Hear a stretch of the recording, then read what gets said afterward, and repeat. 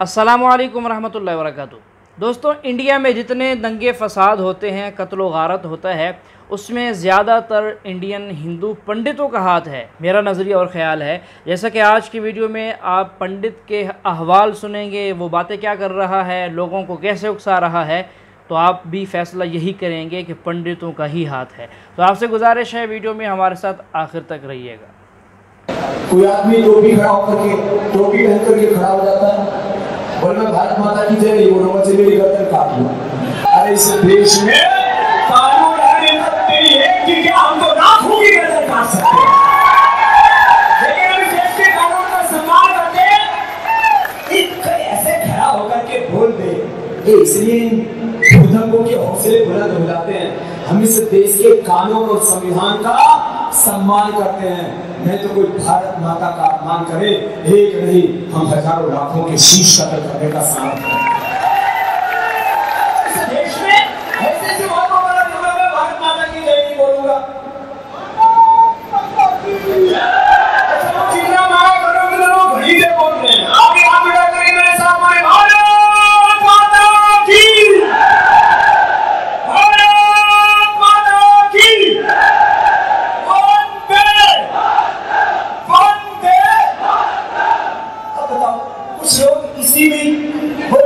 और फिर मुझे आश्चर्य होता, कुछ संस्थाएं बनी फतवा जारी कर दिया, भारत माता की जय बोलना ये हमारे धर्म के खिलाफ है। ये कैसे हो सकता? किसी भी अपनी मातृभूमि को गौरव देना किसी मजहब के खिलाफ नहीं, और जो मजहब ये कहता हो कि अपनी मातृभूमि को गौरव मत दो, वो मजहबी देश के हित नहीं। कौन सा ऐसा मजहब है जो कहता हो कि अपनी मातृवतन को, अपनी वतन को, अपनी मातृभूमि को गौरव मत दो? भारत माता की जय बोलना कोई किसी की पूजा नहीं है। भारत माता की जय बोलना किसी की जय आदि उतारना नहीं है। भारत माता की जय बोलना कोई जड़ पूजा नहीं है। ये अपने राष्ट्र के गौरव का, अपने राष्ट्र के स्वाभिमान का, अपने देश की गरिमा का प्रश्न है। और हम हिंदू हो, हम मुसलमान हो, हम सिख हो, हम ईसाई हो, हम सबसे पहले हिंदुस्तानी हैं। बाबा रामदेव ने ये कहा कि हम अगर नहीं होता है तो हजारों लोगों की सर कलम करने के लिए भी तैयार। नहीं, ये बात गलत है, ऐसा नहीं करना चाहिए। ऐसा भी फतवा जारी कर दीजिए भैया कि भारत माता की जय भी बोला जाए। उसमें कोई ये माता पिता की बात नहीं है, मदरलैंड की बात है। जिस ज़मीन पे आप खड़े हो, जिस ज़मीन का पानी पीते हो, जिस ज़मीन का आप दाना खाते हो, उस ज़मीन की बात है, माता पिता की बात नहीं है। ये तो ये करना चाहिए, बोलना चाहिए, मैं ये समझता हूँ। अगर नहीं बोलते हो तो आपकी मर्जी, उसके लिए कोई ज़ोर ज़बरदस्ती नहीं करेगा आपको, क्योंकि अगर आप ज़ोर ज़बरदस्ती करो तो आप बोलोगे तो आपके मुँह से अच्छा भी नहीं लगेगा। बात दिल से निकलनी चाहिए। सलाम अलैकुम साहब, पीस बी विथ यू। मैं रिटायर्ड कर्नल सुरेश पाटिल हूँ। पिछले 10-12 साल से मैं राष्ट्रीय एकात्मता, बल्कि हिंदू मुस्लिम यूनिटी के लिए काम कर रहा हूँ। जैसे आजकल मीडिया में दिखाया जाता है, जिस तरह से उत्सव प्रियता बढ़ रही है। जब हम छोटे थे पूना में 60 साल पहले, तो शायद 1-2 देवियाँ बैठती थी, लेकिन आज के दौर में 100 से 200 देवियाँ के मंडप बैठने लगे। उसी प्रकार उस समय शायद गणपति के मंडल 50 थे, आज 5000 बन चुके हैं। तो मेरे जैसे जो समाज में काम करना चाहते, भाईचारा, प्यार, मोहब्बत हम सबके लिए देना चाहते, तो हमारी बड़ी समस्या होती है। आपने जो तकरीर की, हालांकि मैं आपके पीस टीवी पे हमेशा आपकी तकरीर सुनता हूँ और आपको मैं मुबारकबाद देना चाहता हूँ। बहुत अच्छी चीज़ें बताते हैं आप, ये नुक्ताचीनी बहुत अच्छी है। मैं समझता हूँ आप जिस तरह से ये अच्छी बातें बता रहे हैं समाज सुधार के लिए, ये बहुत बड़ा एक मैं कदम मानूंगा। लेकिन जिस तरह से टीवी पे आज दिखाया जा रहा है, अगर अमिताभ बच्चन चप्पल निकाल के अगर मंदिर में जा रहा है, तो उसका पूरा आंखों देखा हाल 24 घंटा, हर घंटे पे दिखाया जाता है, जिससे कि एवरेज आदमी जो है, जिससे एवरेज सो कॉल्ड मासेस है, उनको समझ में नहीं आता। सच्चाई यह है जो आप बता रहे हैं, जो मैं मानता हूं, क्योंकि मैं समझता हूं, मैं बहुत नाचीज हूं, लेकिन ये समझता हूं कि मैंने इस्लाम को बहुत नज़दीक से देखा हुआ है। क्योंकि मैं फौज में जब भर्ती हुआ था और मेरा जिस पलटन में तबादला हुआ था वो पलटन मुसलमानों की थी, जो राजस्थानी मुस्लिम्स कायम खानी कहते हैं, तो 71 के लड़ाई में मेरे 33 जवान शहीद हुए और उस समय मुझे भी छाती में बम के छर्रे लगे हुए थे और उसमें पानी पिलाने वाला मेरा जो रेडियो ऑपरेटर था कमरुद्दीन, जो आज बुजुर्ग है, राजस्थान का है, उसको मैं मिलने गया था। तो मेरे जहन में अभी भी इस वक्त ताज़ा आँख के सामने दिखाई दे रहा है, कमरुद्दीन मुझे पानी पिला रहा है और अगर वो नहीं मुझे पानी पिलाता तो शायद मैं आज आपके सामने खड़ा नहीं रह सकता था। मेरा ये मानना है, शायद बाकी लोग ना माने, मेरे सिर पे मुसलमान भाइयों का बहुत बड़ा कर्ज है, वो मैं वापस देना चाहता हूँ। तो हमारी समस्या यह है, जैसे मैं इससे पहले भी कह चुका हूँ कि हमारे जैसे मेरे साथ काफ़ी मुसलमान भाई मेरे साथ काम कर रहे हैं और सो कॉल्ड हिंदू भाई भी काम कर रहे हैं, तो हमें समाज को इकट्ठा लाने में बड़ी मुश्किल हो रही है। आप एक साइड में अच्छी बात बता रहे, मंदिर में जाना या बच्चा कोई कुएं में गिर गया तो उसके लिए आरतियाँ हो रही है, तो ये उत्सव प्रियता बढ़ती जा रही है। और आपने जो चीज़ बताई है कि भाई भगवान तो एक है, उत्सव प्रियता के ऊपर जाना नहीं चाहिए, तो इस पर कुछ समझ भी नहीं आ रहा कि ये मीडिया को कैसा काउंटर किया जाए। क्या आपके प्रोग्राम ये मीडिया से रेगुलर पीस टीवी के अलावा दूसरे चैनल्स पे दिखा सकते हैं, जैसे आरतियों को? क्योंकि मैं समझता हूँ फौज में हमें सिखाया गया था, मैं 25 साल उस रेजिमेंट में रहा हूँ, सुबह 5 बजे से लेकर रात को 11 बजे तक हम वो हमारे जवानों के साथ रहते थे। तो ईद हो, होली हो, दिवाली हो, हम उनके साथ में रहते थे। तो कहने का मकसद है, और वहाँ से हमने इस्लाम को इतना नज़दीक से देखा, यहाँ सब कुछ अच्छा है, प्यार मोहब्बत भाईचारा ब्रदरहुड सब कुछ अच्छा है, लेकिन मीडिया में ऐसा आजकल इंप्रेशन में आता है एवरेज आदमी के लिए कि भाई इस्लाम में कुछ कमियां हैं, लेकिन कमियां तो कुछ है ही नहीं है। तो इसके लिए क्या कोई और एक चैनल शुरू हो सकता है? या इनफैक्ट मैं ये कहना चाहूँगा कि जो आपकी जो तकरीर जो आज हो रही है, क्या ये ICC चैनल से दिखाई जा रही है? अगर आज नहीं दिखाई जा रही तो कल दिखानी चाहिए। एक हिंदू आदमी जो कि एक शोबे से ताल्लुक़ रखता है, एक इदारे से, वो कह रहे हैं कि मुसलमान का मेरे ऊपर एक कर्ज़ है और मैं कर्ज़ वो अदा करना चाहता हूँ। यानी कि मैदान जंग में मैं ज़ख्मी पड़ा हुआ था, मेरे 31 जवान, 31 गालिबन बताया इन्होंने, वो मर गए थे, तो मुझे पानी पिलाने वाला एक मुसलमान शख्स था। आज अगर मैं ज़िंदा खड़ा हूँ तो मैं उसकी बदौलत खड़ा हूँ जिस मुसलमान ने मुझे पानी पिलाया था। तो ये कर्ज़ है, वो कह रहा है कि मेरे ऊपर मुसलमानों का, और साथ में कितने उसने उम्दा बातें की हैं। तो नाज़रीन, यही है कि इस्लाम अमन पसंद है और इस्लाम हमेशा अमन की बात करता है, कभी भी कोहराम, फसाद और लोगों में इंतशार की बात नहीं करता। चलिए अब सुनते हैं डॉक्टर ज़ाकिर नाइक साहब इस आदमी को क्या जवाब देते हैं। तो नाज़रीन, जवाब बड़ा दिलचस्प है, अब मेरे साथ आखिर तक रहिएगा। कर्नल साहब, वालेकुम अस्सलाम व रहमतुल्लाहि व बरकातहू। आप पर अल्लाह सुब्हानहू व तआला की रहमत, बरकत और सलामती हो। आपने कई अच्छी बातें की, वक्त नहीं कि सबका जवाब दूं, लेकिन 4 बातों का दूंगा।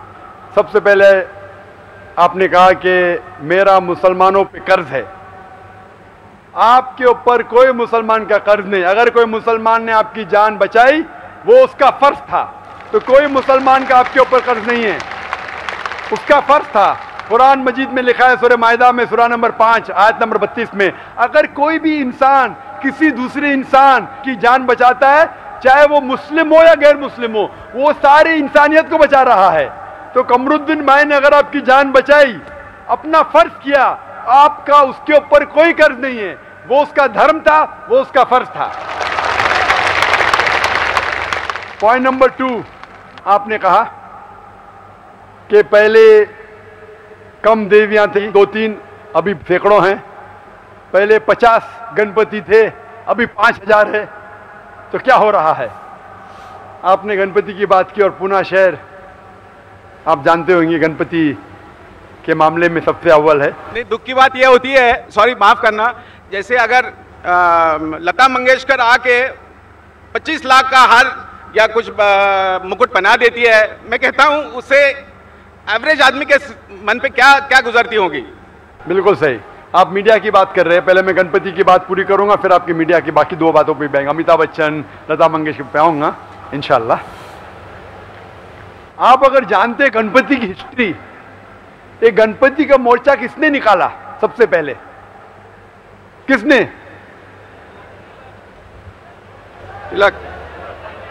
तिलक ने, बिल्कुल सही। क्यों निकाला? तिलक ने निकाला अंग्रेज को इस देश से भगाने के लिए। एक अच्छा मामला था, कहां से उसका आइडिया मिली, किधर से मिली, उसका जिक्र नहीं करेंगे हम। उसका मेन मकसद था अंग्रेज को इस देश से भगा देने का। मकसद पूरा हो गया, अंग्रेज तो भाग गए। तो मकसद था, एक चीज का फायदा उठाया, लोगों की जज्बात की वजह से अगर वो कामयाब हो गए, अल्हम्दुलिल्लाह वो काम पूरा हो गया। अब जैसे आपने कहा, दूसरी बात, अमिताभ बच्चन चप्पल निकाल के मंदिर में जाता है शूटिंग होते, लता मंगेशकर हाथ दे रही है। अगर अमिताभ बच्चन या लता मंगेशकर खुदा की सही इबादत करते, अल्हम्दुलिल्लाह, चाहे अमिताभ बच्चन हो, लता मंगेशकर हो, सही इबादत करते तो मैं उनको कांग्रेचुलेट करता हूं। लेकिन अक्सर पिक्चर में सिर्फ दिखावट के लिए होता है, दिखावट के लिए गोली मारी जाती, ये होता है, वो होता है। तो अगर कोई दिखावट के लिए कर रहा है तो सही बात नहीं। और आप बिल्कुल सही कह रहे कि मीडिया ऐसा पावरफुल हो चुका है कि मीडिया आज आसानी से एक हीरो को विलन बना सकता है, विलन को हीरो बना सकता है, दिन को रात बना सकता है, रात को दिन बना सकता है, सफेद को काला बना सकता है, day into night, black into white, बहुत आसान है। जी हाँ नाजरीन, आज सोशल मीडिया की ताकत एक ऐसी ताकत बन चुकी है जो कि इलेक्ट्रॉनिक मीडिया से भी तेज़ हो चुकी है। और ये सोशल मीडिया जब किसी को बदनाम करना चाहे तो उस शरीफ आदमी का कबाड़ा कर दे तो कोई कुछ भी ना कर सके।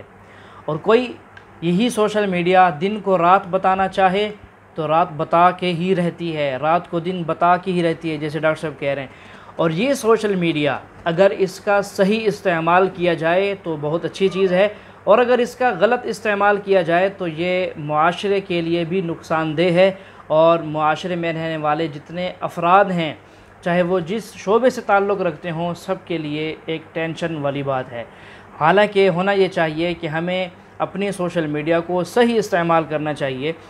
और इसके साथ साथ आपने सुना है, डॉक्टर साहब ने भी बताया है, और वो हिंदू आदमी कर्नल साहब भी ख़ुद कह रहे हैं कि मुसलमान कभी दहशतगर्द नहीं हो सकते। खुलासा जो बात का मैं बताने जा रहा हूँ कि मुसलमान अमन पसंद हैं। अब देखिए, अगर मुसलमान ये चाहते कि हिंदू मर जाएं, जान छूट जाए, तो मैदान जंग में वो कमरुद्दीन साहब जो कि एक मुसलमान आदमी थे और हैं भी बकौल उनके, तो वो ये चाहते कि आज कर्नल हिंदू है, मर रहा है तो जान छूट रही है, छोड़ दो भाई इसको, क्या पानी पिलाना, क्या उसकी देखभाल करना, मर जाएगा, जान छूट जाएगी, एक हिंदू कम हो जाएगा। नहीं, लेकिन उसने अपने धर्म को फॉलो किया और साथ साथ अपने जज्बात को इस्तेमाल करते हुए उसने अपनी आखिरत की फ़िक्र की। जैसे कि कुरान करीम में है कि जो आदमी किसी एक आदमी की जान बचाए तो गोया उसने सारी इंसानियत की जान बचाई है। तो उसने, कमरुद्दीन ने इस हिंदू कर्नल की जान बचा ली, जिसके लिए आज वो हमेशा उसको याद भी करता है और उसके लिए दुआएं भी खूब करता होगा।